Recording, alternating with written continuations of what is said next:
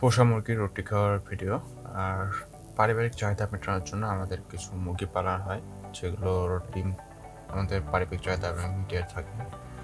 আর বর্তমানে ডিমের যে উদ্ধৃতি, সেক্ষেত্রে আমার মনে হয় যে প্রত্যেকের উচিত দু একটা করে মুরগি পালা, যাতে দু একটা না হলেও অন্তত কিছু মুরগি পালা, যদি আপনার সুযোগ এবং জায়গা থাকে, তাহলে অন্তত আপনার পারিবারিক যে ডিমের চাহিদা সেটা মেটাতে পারবেন, এবং এটা খুব ভালোভাবে মিটে যায়।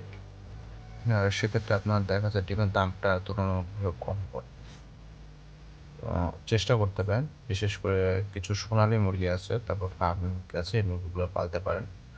আর যদি সোনালী অরিজিনালটা পান, সেক্ষেত্রে খুব ভালো হয়। সোনালী অরিজিনালটার খাবারের চাহিদাটা খুব কম, বা খাবারের পরিমাণটা কম লাগে, আর ফার্মি মুরগির খাবারটাও কম লাগে। অন্যান্য যদি বড় জাতের মুরগি পান, সেক্ষেত্রে ডিমের যে খাবারের খরচটা বেশি হয়ে যাবে। তো এই বিষয়গুলো মাথায় রেখে আপনার মুরগি পালতে পারেন।